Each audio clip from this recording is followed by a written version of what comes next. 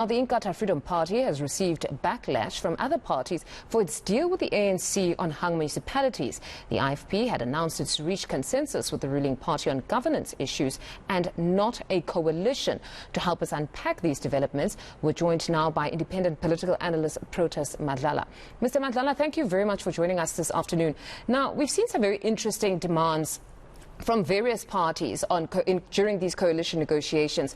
Demands that are being deliberated on today are those of the IFPs in Irene. But before we get to the demands, in essence, what did you make of the announcement itself that the two parties would enter into some sort of an agreement, given the historical issues in KZN in particular? Well, I was saying to your colleague earlier on that these coalition talks have caught us by surprise. Because what we hear today, it can change even tomorrow. I mean, you know what the situation has been in Gauteng. So while there has been coalition between the two parties before in the province, so it was not a surprise for me to hear that they were formed, although they don't call it a coalition, or probably they call it like a working relationship of sort. They are very shy of calling it a coalition at all. So I was not surprised. And I suppose the shyness to call it a coalition is because, I mean, listening to Nkosini, he was emphatic. He said the ANC has been dishonest, they have not respected Buthelezi in many respects, particularly when it comes to some of these demands. They have taken exception to the renaming of the Buthelezi highway to Griffiths Mcenge. That's one of the demands. They're calling for that to actually be halted.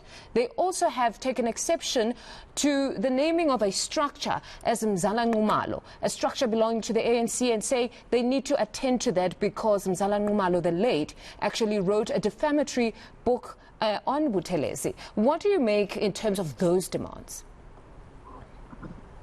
Well, the two that you have just named, obviously the IFP has got a prerogative to make whatever demand they want to make. But just those two ones, how does the IFP answer this? How are they related to service delivery, those two? Does the name, changing the name or keeping the name or naming Umlazi, which has got more ship-ins than drinkers? I mean, which is littered with garbage. And then you have got this Mzala Nxumalo issue. How does it change the service delivery in an area like Zululand, which is so poor?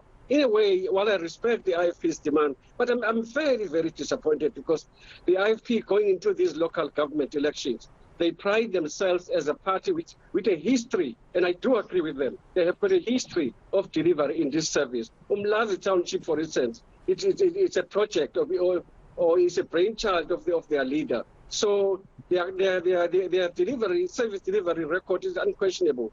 But to make these two demands, I do not know how they relate to service delivery at all. We must say it's interesting because it's really about legacy here and talks to the serious divisions, because you've got the PEC in KZN saying that, you know what, for us to go back to the family of Mzala Nxumalo, when we engage them to say we're going to name that structure after him, and then now we're going to have to go back and then tell them that this might not happen.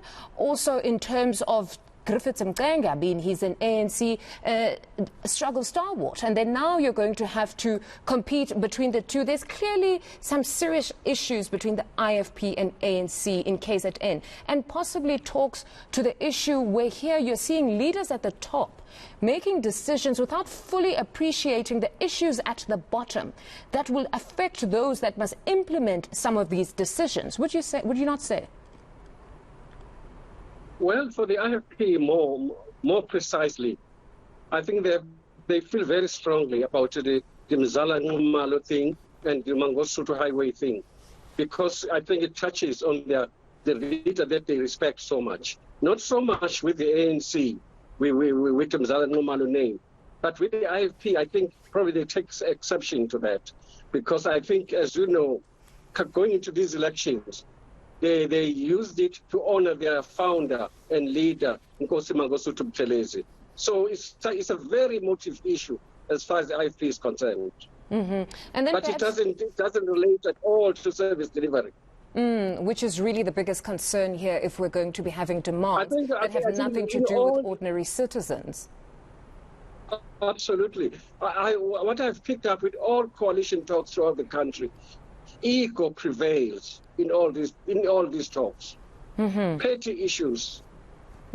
No, we'll have to observe what happens in Irene today, because they are set to actually deliberate on that and make a decision. But perhaps to touch on what's happening within the ANC right now, the ANC outside picketing, they're calling for their leadership to decide on their salaries. But you also had a statement by the Women's League, I think yesterday, where it's essentially a protest against themselves. What do you make of the internal or intra-politics within the African National Congress? Well, everything seems to be falling apart within that organization day by day. And I think it never rained, but it pours for the ANC. And the center doesn't hold. Who is in charge? Everyone is pulling in every direction. So it's quite sad for a party that was once a very, very powerful organization. And then, so everything is really falling apart.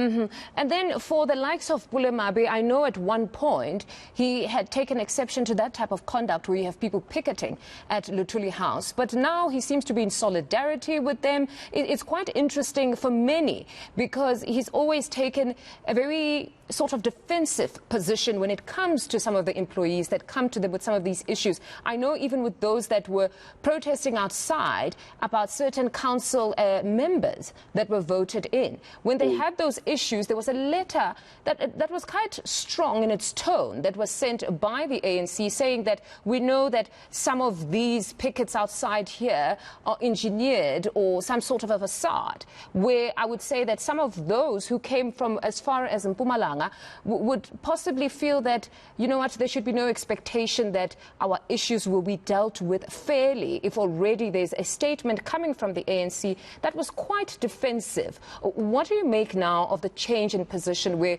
we're seeing Bule saying that, you know what, we're also affected as NEC members. We also haven't gotten our salaries. Yeah, it's a very...